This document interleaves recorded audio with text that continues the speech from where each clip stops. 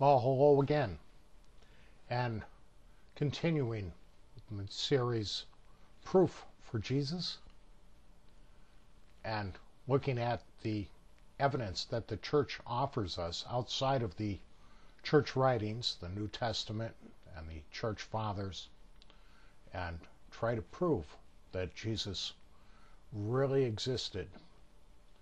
And we're going to be kind of stretching it today.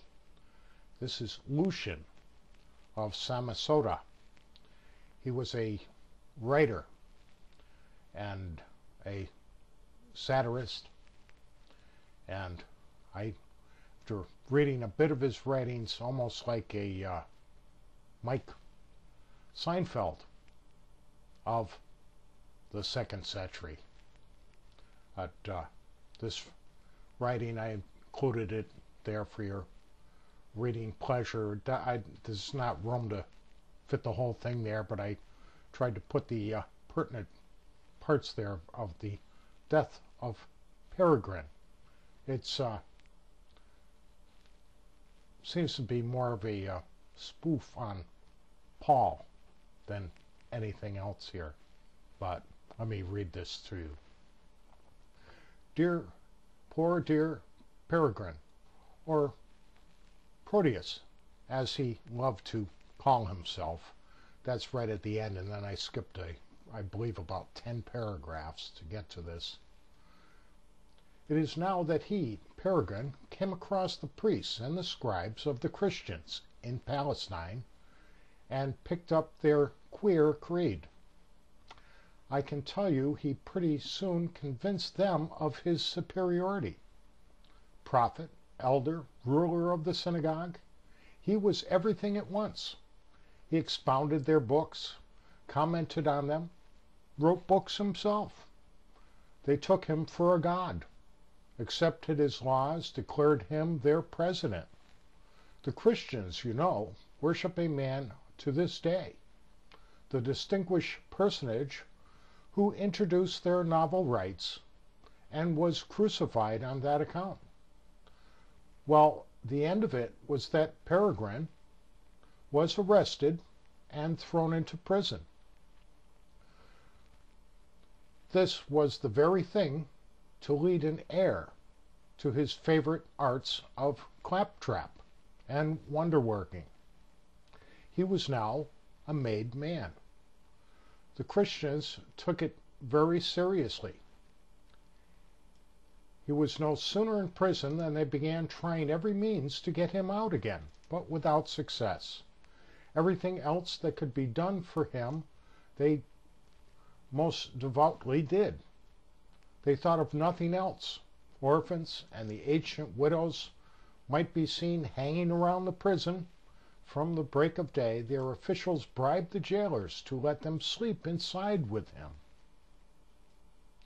Elegant dinners were conveyed in, their sacred writings were read, and our old friend Peregrine, as he was still called in those days, became for them the modern Socrates. In some of the Asiatic cities, too, the Christian communities put themselves to the expense of sending deputations with offers of sympathy, assistance, and legal advice. The activity of these people in dealing with any matter that affects their community is something extraordinary. They spare no trouble, no expense. Proteus, all this time, was making quite an income on the strength of his bondage. Money came pouring in. You see, these misguided creatures start with the general conviction that they are immortal for all time, which explains the contempt of death and voluntary self-devotion, which is so common among them. And then it is impressed on them by their original lawgiver that they are all brothers from the moment they are converted, and deny the gods of Greece and worship the crucified sage and live after his laws. All this they take without evidence, and with the result that they despise all worldly goods alike. regarding them purely as a common property. Now, an adroit, unscrupulous fellow who has seen the world has only to get amongst these simple souls, and his fortune is pretty soon made. He plays with them. To return, however, to Peregrine, the governor of Syria perceived his mental warp. He must make a name, though he die for it. And now philosophy was the governor's hobby, and he discharged him. Wouldn't hear of his being punished, and Peregrine returned to Armenia. So this is a satirical comedy on the life of Peregrine, who also, as we read, goes by the name of Proteus.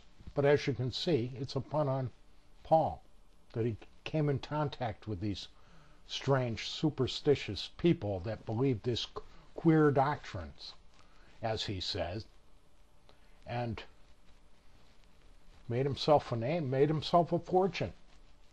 Was put in jail because he was a Christian, but then when he came before the governor, knowing philosophy, because it was his hobby, let him go. Very much what happens to Paul in Acts. Much learning has made thee mad. But, of course, the book of Acts, Paul just ends up in Rome in chains, living in a house, though, where people could come and go and visit him and whatnot. But out of this, just because he says that they worship a man that was crucified, this is supposed to be proof that Jesus existed. This was written in 169 CE. This is no more proof of Jesus' existence than Christians existing today is proof that Jesus existed. So, that's the extent of this writing. Another writing that I wanted to talk to you about, of course, and I mentioned it before, was the Acts of Pilate. And just to warn you to be aware that there is a book in circulation called the Archko volume.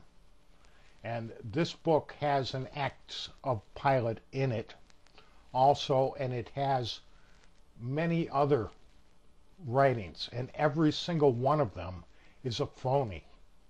This book is heavily circulated amongst Christians, even though they know better. It was written in the 1800s by I believe it was an Episcopal minister